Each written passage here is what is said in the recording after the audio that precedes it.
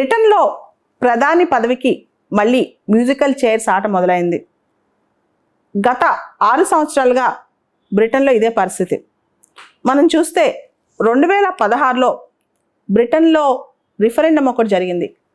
UK European యూనియన్లో ఉండాలా వద్దా అనే దాని మీద ఒక స్వల్ప మెజారిటీతో యూకే యూరోపియన్ యూనియన్ నుంచి బయటికి రావాలి అని చెప్పి అక్కడ ప్రజలు నిర్ణయించారు. ఆ టైంలో అప్పుడున్న ప్రధాని డేవిడ్ క్యామరూన్ అనమాట. ఇది నా వల్ల కాదు, నేను లీడ్ చేయలేనని చెప్పి ఆయన బయటకు వచ్చేసారు. తర్వాత తెరిసా మే వచ్చారు. ఆవిడ కూడా పొలిటికల్గా కానీ ఎకనామికల్గా కానీ స్టేబుల్ డెసిషన్స్ తీసుకునే పరిస్థితి లేక, ఎందుకంటే చాలా చాయిసెస్ ఉన్నాయి, ఎటువంటి డీల్స్ చేసుకోవాలనే దాని మీద ఆవిడ కూడా పూర్తి స్థాయిలో నిర్ణయం తీసుకోలేకపోయారు. ఆ తర్వాత బ్రిటన్లో మనం చూస్తే బోరిస్ జాన్సన్ ప్రధానిగా వచ్చారు. వచ్చిన తర్వాత అంతా కరోనా టైంలో పెద్ద పెద్ద నిర్ణయాలు, ఆర్థికపరమైన నిర్ణయాలు తీసుకునే పరిస్థితి లేదు. ఆ తర్వాత మళ్ళా కన్జర్వేటివ్ పార్టీలో, వీళ్ళందరూ కన్జర్వేటివ్ పార్టీ మీకు తెలుసు, తెరిసా మే వీళ్ళందరూ కూడా కన్జర్వేటివ్ పార్టీ అనమాట. బ్రిటన్లో 2 ఫేమస్ పార్టీస్, ఒకటి కన్జర్వేటివ్ పార్టీ, రెండోది లేబర్ పార్టీ. సో తెరిసా మే తర్వాత బోరిస్ జాన్సన్ రావటం, ఆయన కూడా పూర్తి స్థాయిలో కోవిడ్ టైంలో ఆయన దాని రికవరీకే ట్రై చేయటం. ఆ తర్వాత జరిగిన ఎన్నికల్లో 45 రోజుల క్రితం లిజ్ ట్రస్ అనే ఆవిడ బ్రిటిష్ ప్రధాని అయ్యారు. చాలామంది ఈవిడ వచ్చిన తర్వాత మార్పులు తీసుకొస్తారు అనుకున్నారు.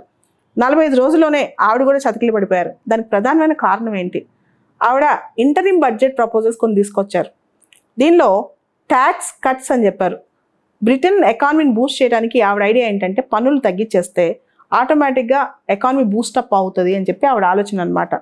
సో ఇది ఎప్పుడైతే జరిగిందో స్టాక్ మార్కెట్స్ పడిపోయాయి, చాలామంది స్టేక్ హోల్డర్స్ బ్రిటన్ ఆర్థిక వ్యవస్థ గురించి అనుమానం పొందారు. సో ఆవిడ బ్యాడ్గా థింక్ చేశారు దీని మీద అని. మేజర్ కారణం ఏంటంటే ఈ సంవత్సరం ఆఖరికి కానీ వచ్చే సంవత్సరంలో కానీ ప్రపంచవ్యాప్తంగా మాంద్యం రావచ్చు, ఒక రెసెషన్ లాంటి కండిషన్ రావచ్చు అని అందరూ అంచనా. ఇది కనుక వస్తే అన్ని దేశాలు ఇబ్బంది పడతాయి. ఇప్పటి నుంచి ప్రపంచం అనేక దేశాలు ఆస్టరిటీ మెజర్స్ అంటే కొంత పొదుపు చర్యలు చేయాలి, చాలా జాగ్రత్తగా ఎకనామిక్ డెసిషన్స్ తీసుకోవాలని భావన అనమాట. గత 4-5 సంవత్సరాలుగా యూరోపియన్ యూనియన్ నుంచి బయటకు వచ్చే ఆలోచన ఉన్నప్పుడు బయటకు వచ్చేసిన తర్వాత బ్రిటన్ ఆర్థిక పరంగా అనేక రకమైన కొత్త విధానాలతో అక్కడ ప్రజలు, ఇన్వెస్టర్స్ కూడా ఇబ్బంది పడుతున్నారు అనమాట. ఈ టైంలో మీకు తెలుసు 45 డేస్ క్రితం లిజ్ ట్రస్ మరియు ఒక ఇండియన్ రిషి సునాక్ ఇద్దరు కూడా బ్రిటిష్ ప్రధాని పదవికి కన్జర్వేటివ్ పార్టీ నుంచి పోటీ పడ్డారు. దాదాపు 2 నుంచి 2.5 నెలల పాటు ఎన్నికల ప్రాసెస్ జరిగింది. ప్రాసెస్ జరిగినప్పటికీ చివరికి లిజ్ ట్రస్సే గెలిచారు. ఇప్పుడు ఈవిడ ఇదంతా ఈ విమర్శలు తట్టుకోలేక ఈ ఎకానమీని రిజ్యూనేట్ ఎలా చేయాలో అర్థం కాకో మొత్తానికి రిజైన్ చేసేశారు.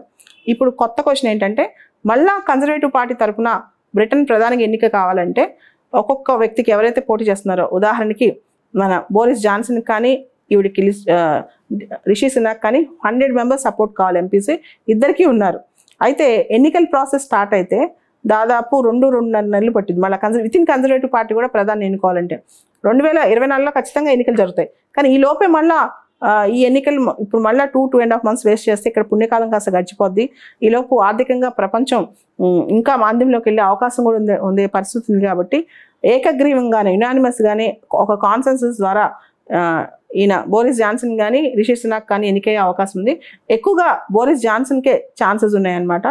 ఓవరాల్గా అయితే బ్రిటన్ గాడిలో పడాలంటే ఒక స్టేబుల్గా విజన్ ఉన్న ప్రధాని, ముఖ్యంగా కన్జర్వేటివ్ పార్టీలో ఉన్న అపోజిషన్, లేబర్ పార్టీ నుంచి వచ్చే విమర్శలు ఇవన్నీ తట్టుకుంటూ వెల్ఫేర్ని పక్కన పెట్టకుండా అట్ ద సేమ్ టైం ఎకానమీని బూస్టప్ చేస్తూ కొత్త రకమైన ప్రాసెస్ తీసుకురావాలి, ఎకనామిక్ సిస్టమ్స్ తీసుకురావాలి. మీ అందరికీ తెలుసు good economics makes good politics. ఆర్థికంగా ఎప్పుడైతే దేశం స్ట్రాంగ్గా ఉంటుందో రాజకీయంగా కూడా స్ట్రాంగ్ ఉంటుంది, అండ్ వైస్ వర్సా, రివర్స్ కూడా అంతే అనమాట.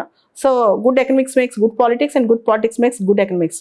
ఆల్రెడీ లిజ్ ట్రస్ చేసిన ఎకనామిక్ పాలసీస్ మీద అక్కడున్న ఒక మంత్రి జెర్మీ హంట్ అని ఆయన ట్రస్సోనమిక్స్ పేరు పెట్టాడు. ఆ పేరు చాలా ఇప్పుడు పాపులర్ కాకపోక అసలు ఇదేం ఎకనామిక్స్ అంటున్నారనమాట. సో ఓవరాల్గా అయితే భవిష్యత్తు ఆలోచించి ఆర్థికపరమైన నిర్ణయాలు తీసుకునే వాళ్ళే బ్రిటిష్ ప్రధాని అయితే బాగుంటుంది.